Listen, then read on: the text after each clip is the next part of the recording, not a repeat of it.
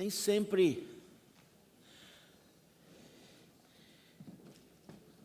sempre a vida é do jeito que a gente gostaria que ela fosse. Mas nós só sabemos que, às vezes, a nossa vida ficou diferente quando nós tínhamos um sonho. E ninguém pode viver sem um sonho. Nada do que existe sem antes não ter existido na imaginação de alguém. Cadeira que você está sentado, esse salão de cultos, este prédio, o carro que você usa, o sofá de tua casa, o copo que você usa para beber a sua bebida, o garfo que você usa para levantar o alimento do prato, a roupa que você veste, a rua que você dirige o seu automóvel, a calçada por onde você pisa, tudo foi imaginado por alguém e aí construiu para você. Nada do que existe sem antes ter existido na imaginação, no sonho de alguém. E se você quer ser feliz na sua vida em 2018, você precisa escolher um sonho. Você precisa escolher um sentido de tua vida. Você precisa escolher algo pelo que viver, porque senão você não terá razão para viver. Se você não tiver algo por que ou por quem viver, você jamais saberá se houve modificações. Se você lançar o teu barco ao mar e deixar que o vento sopre para a direção que o vento quiser, você nunca vai poder dizer, eu estava indo para lá, mas tive que ir para cá, porque você nunca determinou o seu endereço. Põe um GPS no seu carro. Liga o seu carro e liga o GPS. Não vai acontecer nada. Mas se você determinar um endereço no seu GPS, então o seu GPS vai calcular a rota e vai dizer, start. Pega a primeira direita, quarta esquerda, 3,4 milhas vire à direita. E ele começa a dizer para você, quando você erra o caminho ou tem um acidente na sua frente e você precisa desviar o caminho, o seu GPS vai dizer, recalculating, está recalculando o caminho, porque ele está te avisando, o caminho foi mudado. A gente só sabe se o caminho foi mudado, se a gente tem um endereço. E às vezes, quando temos um endereço, não significa que conseguiremos alcançar o nosso destino de maneira tão rápida quanto nós gostaríamos. Mas temos uma certeza, alcançaremos o nosso endereço. Com a bênção dele, alcançaremos. Não importa quantos detours, quantos desvios, quantos recuos, quantas estacionadas, quanto trânsito enfrentaremos na nossa vida, chegaremos lá no nosso destino, no que nós projetamos e naquele destino que o Senhor nos tem. E eu quero convidar para vir aqui na frente alguém que eu tenho aprendido a admirar e que ele vai compartilhar um pouco destes desvios obrigatórios na jornada de nossa vida. Vem aqui, meu amado Custódio. É assim que eu posso chamar você? Como você gosta? Eu? É. Mamãe diz que eu sou alto, bonito e de muleta, Eduardo Custódio. Alto e bonito de muletas, Eduardo Custódio.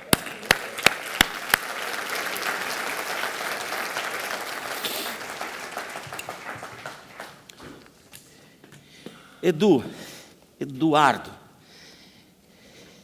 você é irmão do nosso amado ministro de louvor. Que bênção, viu? Obrigado por sua participação, Fabinho. Foi uma bênção. Pode voltar sempre. Se estiver desempregado, a gente te contrata também. Podemos conversar. Deixa o microfone aqui para o Edu. Edu, alô. Você já falou bastante de você. Alto, bonito, de muleta. Ok. Quem era você antes da muleta? O que aconteceu para ela chegar? Bom dia, tudo bem? Buenos dias, good morning. Estou treinando meu inglês. Uma alegria estar com vocês aqui. Muita alegria com esse pastor aqui, bonitão aqui, de ouvir falar e de ver os vídeos dele na internet. Sou fã dele. E tenho muita alegria no meu coração de estar aqui essa manhã. Eu sempre trabalhei, estudei com uma pessoa normal, família muito querida no Rio de Janeiro. Mas um dia, pastorzão, eu com 19 para 20 anos, eu falei, mãe, eu vou para a fazenda, vou para a roça. Mamãe falou assim, não vai não que está chovendo. E quando a mãe fala, a gente que é jovem é teimoso. E eu não conhecia a palavra, eu era católico, ajudava o padre a rezar a missa, o padre Alexandre, mas só conhecia a folhinha. E eu não conhecia aquela passagem que diz, honrar pai e mãe, para que seus dias na terra sejam prolongados. E minha mãe falou, não vai, e as meninas da faculdade, vem Eduardo, que sem você não tem graça, você é muito alegre, vem, é tipo assim, o anjo, que era minha mãe falando para eu não ir, e do outro lado, as abençoadas, das amigas, né? E eu fui, pastor, e no meio do caminho, eu desonrei minha mãe e fui, no meio do caminho, eu estava dentro de um ônibus de viagem, o ônibus bateu de frente com uma carreta de leite, onde eu quebrei o pescoço em duas partes. Só que tem que antes disso, como o senhor me perguntou, eu estudava, eu fazia eventos na minha cidade, eu sempre amei música, nunca fumei, nunca bebi. Meu pai criou muito bem a gente à base do chinelo havaiana, né? Aquele chinelo bonito, né, havaiano. Então a gente sempre foi assim muito bem educado, mas eu sempre gostei de festa, sempre gostei de fazer eventos. Então eu reunia a juventude na minha cidade desde 14 anos e para fazer eventos. Com 15 anos eu alugava os circos da cidade, porque ficou pequeno o play do prédio, do condomínio. Comecei a tirar os elefantes, os leões, as girafas do circo, lá em Sergipe, porque eu morei em Aracaju também, e eu cheguei para o dono do circo e falei, gente, tudo bem com o senhor? E o Marcelo, o primeiro dono do circo, o senhor pode me alugar o seu circo? Ele, como assim? Eu falei, eu preciso que o senhor tire o elefante, o leão, a girafa, que eu quero fazer um evento aqui para a juventude. Eu fiz assim na brincadeira, deu 1000 pessoas o primeiro. E aí meu pai falou assim, cara, esse menino vai longe. E comecei a aprontar, pastor. E aí estudava de manhã, trabalhava à tarde e à noite eu ficava bolando os eventos no final de semana. Maravilha. E quando você conheceu o Senhor? Então, nessa viagem que eu fiz, onde eu sofri um acidente, eu quebrei o pescoço, fiquei 3 horas e meia preso nas ferragens do ônibus, fui resgatado, fui levado para uma cidade do interior, perto de Minas, chamada Itapiruna. E lá o hospital me recebeu e ficaram sabendo que um rapaz de 19 anos, com 1,95 m, que as pernas ficavam para o lado de fora da cama, tinha ficado tetraplégico no acidente de ônibus, né? E eu estava sem respirar, estava no respirador, e falaram que eu nunca mais na vida ia andar porque eu fraturei o pescoço em 2 partes. E fiquei sem respirar, fiquei entubado. E lá, nessa cidade, todo mundo ficou sabendo um jovem, bonito, ó, minha mãe faz muita propaganda, né? Tô me achando, né? Mãe, quando fala que você é bonito, você tem que acreditar, tá, gente? Aí o pessoal falou, um jovem sofreu um acidente, está lá no CTI, e começou a cidade muito pequenininha do interior do Rio a falar, um comentar com o outro, pastor Nassif. E começou, pastor Nassif, um negócio muito louco. Tinha dias que tinham 100 pessoas na porta do hospital para poder ir lá me ver. E eu conheci Jesus através desse povo, que ninguém foi lá falar da igreja batista, nem metodista, nem assembleia, nem católico. Foram falar que se eu tivesse fé no doutor Emanuel, que é o Deus conosco, que um dia eu voltaria a andar. E eu colhei com esse povo. Eu lembro que a primeira pessoa a me visitar no CTI foi um pastor baixinho, narigudo, pastor Haroldo. Ele chegou e falou assim, eu vim aqui, eu estava lá, né, entubado, olhando para cima assim, que eu não podia me mexer, que eu estava tetraplégico. Ele falou, vim aqui te visitar, Eduardo, e eu vou te falar o seguinte, se você tiver fé do tamanho de um grão de mostarda, eu vou regar e você vai aumentar a sua fé e você um dia vai levantar dessa cama. E ele cuidou de mim durante 4 anos. Enquanto eu não fiquei de pé, no andador e numa concalha que eu usei, ele não me abandonou. Todo dia ele ia lá e falava, Eduardo, confia no Senhor Jesus, ele vai te colocar de pé. E você tem um pai que é o Abba Pai. Se você entregar a sua vida para Ele, se você confiar nele, você vai voltar a andar. E como eu não podia fazer nada, eu estava lá, deitadão, só virava para lá e para cá. Um dia eu reclamei, pastor Haroldo, eu não aguento mais, pastor, eu estou aqui 3 meses olhando para esse teatro. Aí eu dormi. No outro dia eu acordei, o pessoal da igreja tinha enfeitado o teatro todinho do hospital. Porque eu só olhava para cima, eu fiquei 1 ano na cama assim, só virava para o lado e para cá, não mexia nada, né? E eu tenho um pai e uma mãe maravilhosos que cuidavam de mim, me ensinaram a ter fé na igreja católica, me ensinavam lá na igreja católica que eu tinha que conhecer Papai do Céu, que eu tinha que fazer comunhão, crime. Foi muito importante o tempo que eu passei na igreja católica, pastor Nassif, porque lá minha mãe me moldou, ensinou que eu tinha que ter fé num pai. Só tem que esse pai que eu servia não era um Deus vivo, não era aquele Deus bonitão, louro, assim, na cruz, crucificado, né? Hoje eu sei que é um pai, o meu pai é uma pessoa, né, que eu posso pedir a ele à noite no meu quarto, que ele vai me ouvir. E o pastor Haroldo me ensinou durante esses 4 anos, juntamente com mais de 1000 visitas que eu tive no hospital, que se eu tivesse fé nesse homem querido chamado Jesus, que um dia eu voltaria a andar. Eu tenho muitas limitações, pastor Nassif. Ainda tomo remédio e outras coisas mais, mas eu tenho tanta fé que quando eu acordo, antes de pisar no chão, eu falo: Senhor, obrigado pela oportunidade de voltar a andar, porque eu fiquei 4 anos numa cadeira de roda, eu fiquei vários anos no andador, foram 13 anos de luta para voltar a andar. Peraí, repete, quantos anos? 13 anos de luta. 13. Para poder voltar a Não andar. 13 minutos, não, Não. 13 horas, 13 anos. 1 ano na cama deitado, só mexendo os olhinhos, 4 na cadeira, e até hoje eu luto. É uma luta, porque eu creio que a cura está sendo de dentro para fora. Deus está curando meu caráter cada dia mais, mexendo com o meu, né? Porque nós somos muito sentimento, né? E às vezes o nosso sentimento, eu atrapalha a gente. Então, graças a Deus, é tão bom que me deu um irmão, que é uma benção, que foi através dele que eu conheci Jesus, porque quando eu estava no hospital, pastor Nassif, um pessoal lá do Rio, que os filhos do pessoal do Roupa Nova, de uma banda muito conhecida no Brasil, falaram: Fabinho, a gente ficou sabendo que seu irmão está tetraplégico, sofreu um acidente, vamos lá na igreja orar por ele. E ele, muito sábio, o pessoal do Roupa Kleber, os filhos dele, do Roupa Nova, falaram assim: Fabinho, já que você está aqui, você toca violão, pega aí, vai ajudar a gente e tal, e conquistou o Fabinho através da adoração. E oraram por mim, e o Fabinho depois falou de Jesus para mim, o pessoal do hospital falou de Jesus para mim, então eu fui cercado de tanto amor, e um menino que ninguém conhecia numa cidade, recebeu 1000 visitas, de pessoas como vocês estão aqui, e ninguém foi falar de religião para mim, foram falar de um Deus vivo. Se eu tivesse fé nesse Jesus, que um dia eu voltaria a andar, e hoje eu estou aqui em Orlando, com o meu pastor querido, o pastor Nassif. Glória a Deus.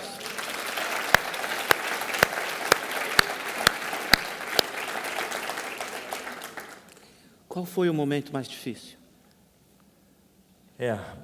O difícil é assim, cada dia eu tinha que ter uma injeção de ânimo, porque imagina um jovem de 20 anos, 19 para 20 anos, deitado, que tinha muito vigor, que trabalhava, que estudava, que fazia eventos para a juventude. Cheguei a fazer eventos com 100.000 pessoas, então eu sempre fui muito alegre, né? E o momento mais difícil era ficar sozinho à noite, quando meu pai e minha mãe eram expulsos do hospital, porque eles só saíram depois que eram expulsos. Minha mãe não queria sair nem do hospital de jeito nenhum, e eu tinha que ficar lá em Brasília, no Sara Kubitschek, que é a maior referência no Brasil em reabilitação. E aí tinha um horário de até no máximo 6, 7 horas. Minha mãe ficava escondida até 9, 10, pastor Nassif. E o segurança falava assim: senhora, eu vou acompanhar a senhora até a saída. Quando minha mãe saía e meu pai, eu ficava eu e a cama.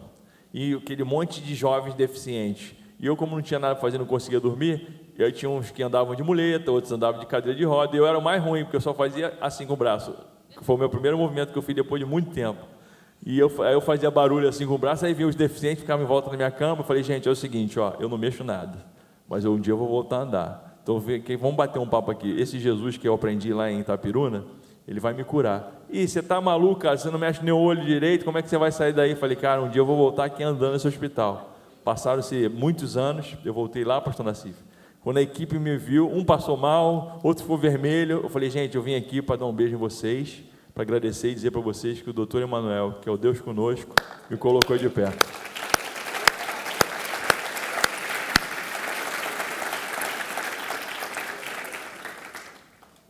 A sua vida é uma mistura de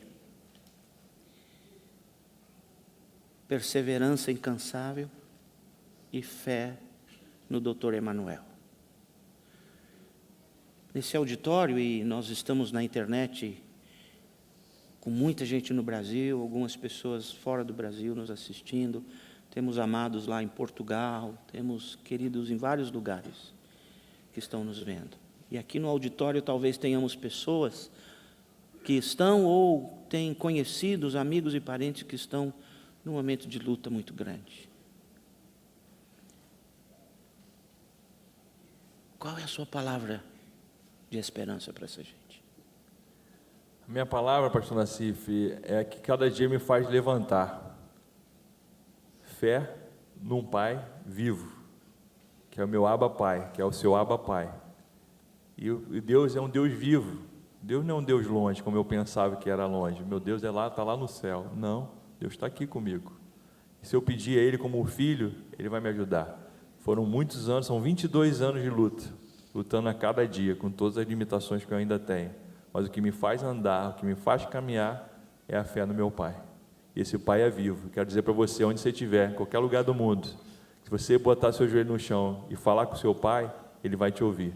E Ele vai te levantar, Ele vai te curar da depressão, do problema físico, não importa. Ele é Pai, e Pai quer o bem do seu filho. E o meu Pai, que é o Abba Pai, me faz andar e respirar todos os dias.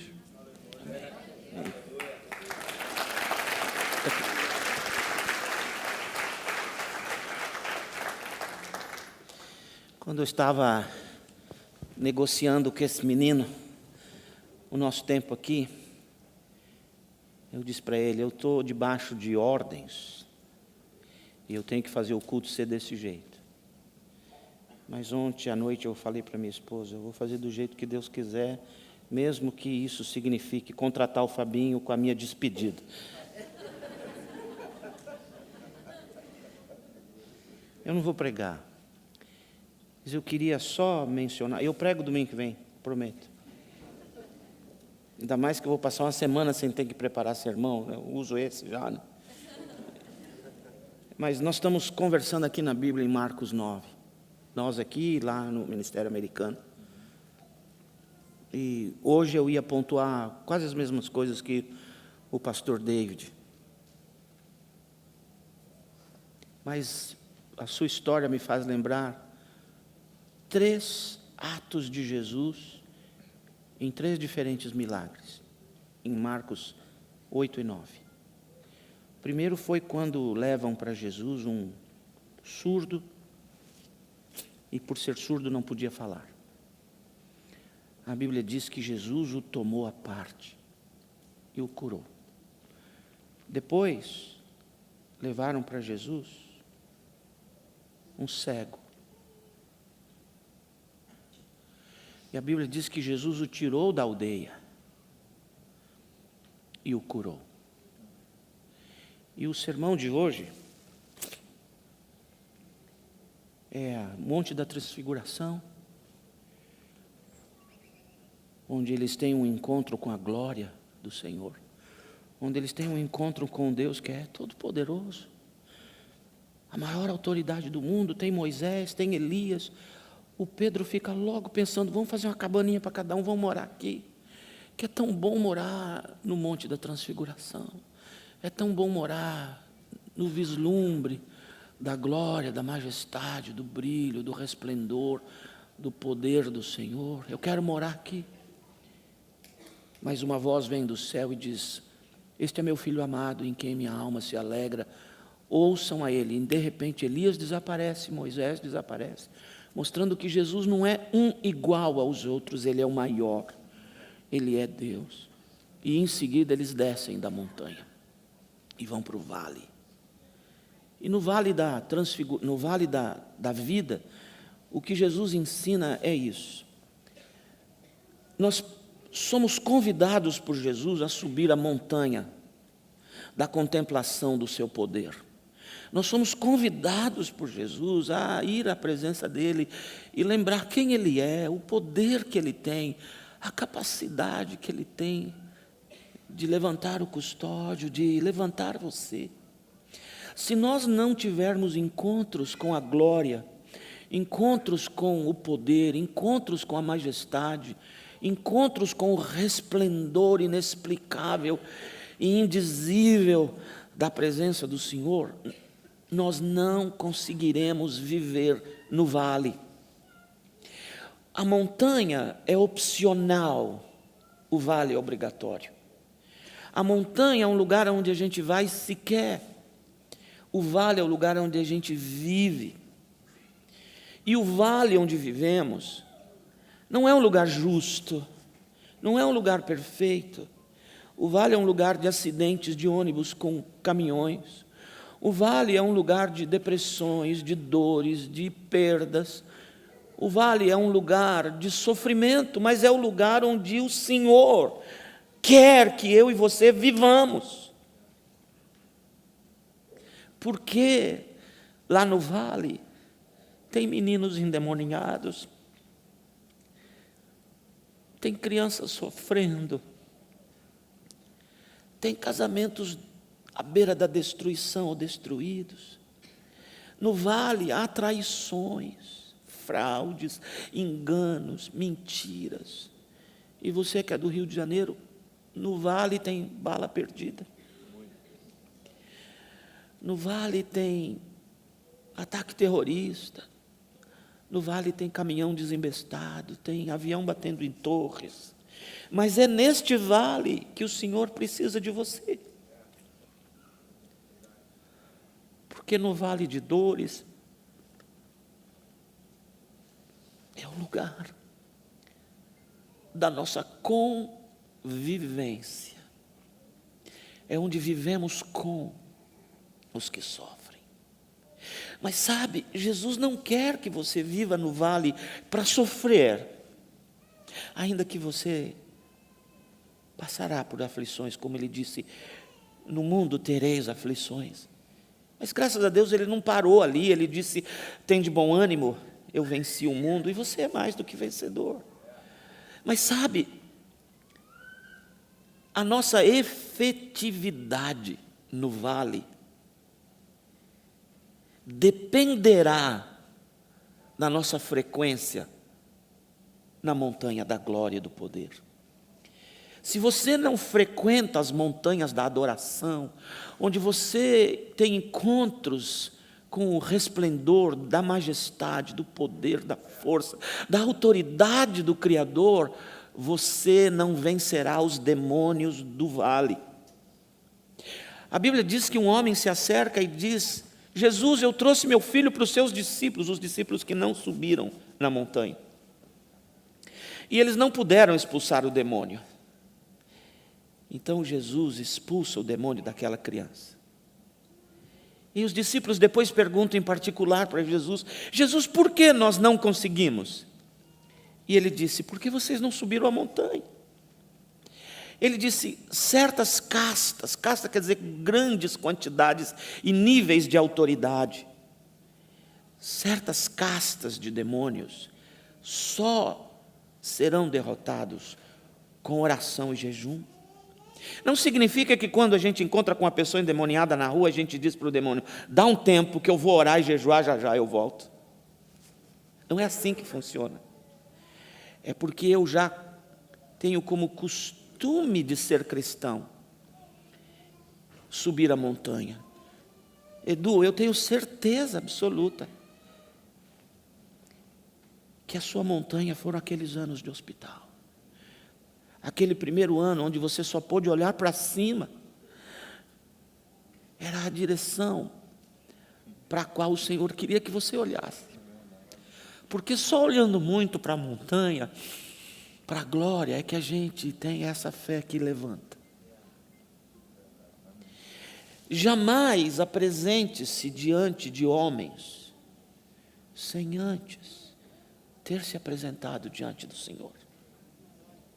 Jamais apresente-se diante de reis da terra sem antes ter se apresentado ao Rei dos Reis. Porque a sua efetividade de libertar pessoas, de curar pessoas, de ser bênção no vale, dependerá da frequência à montanha.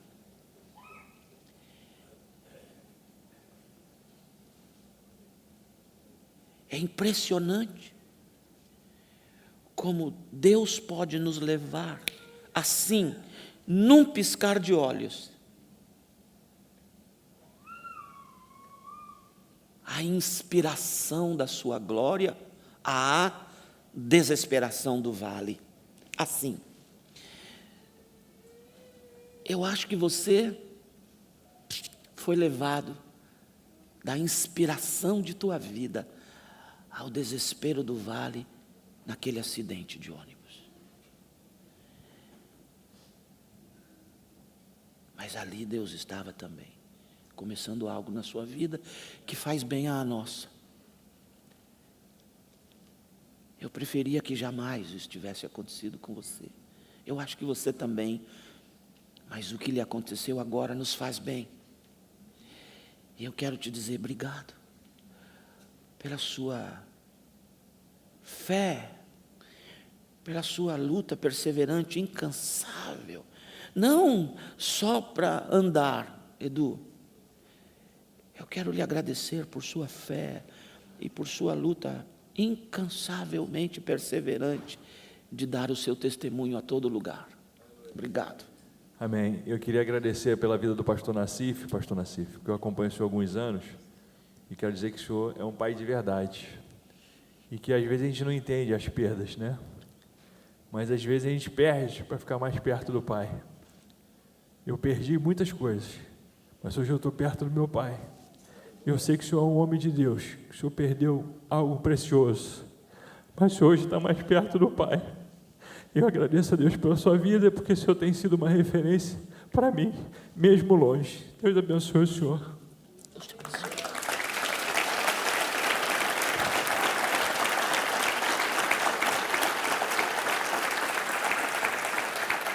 Naqueles 3 milagres, Jesus fez a mesma coisa. No último, quando ele expulsa o demônio do menino, a Bíblia diz que o menino cai no chão como morto. E todos disseram ao redor: ele morreu. A Bíblia diz. O Senhor disse não, e o tomou pela mão, e o colocou de pé. É isso que o Senhor está fazendo com você. Quando todos disseram: você nunca mais andará, o Senhor disse: não, eu vou pegar pela mão. E eu acho que o mesmo eu posso dizer de minha casa. Todos disseram: Rafa morreu.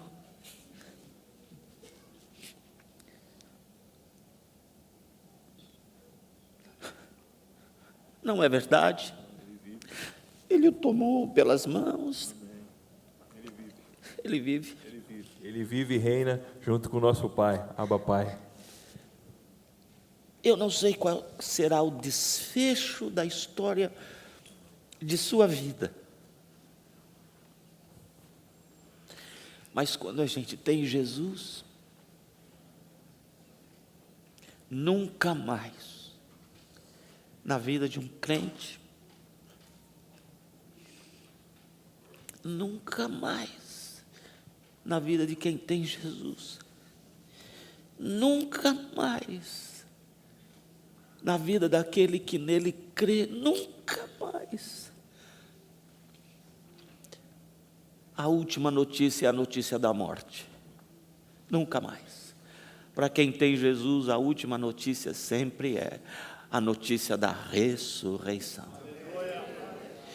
E eu não sei o que passa com tua vida, mas eu sei que o Senhor pode também hoje, a despeito do que o mundo diz, a despeito da conclusão, do veredito, ou do julgamento que o mundo faz a respeito de teu caso, eu quero te dizer que o Senhor hoje te toma pelas mãos e te dará o fim que Ele já escolheu para você, e não o que o veredito da humanidade tem dado a você. Amém?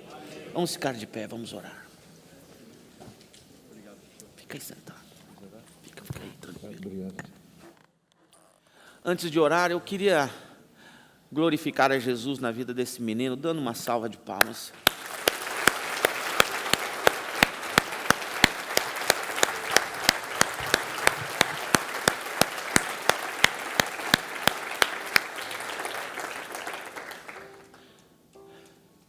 Os heróis da fé não são aqueles que não se machucam.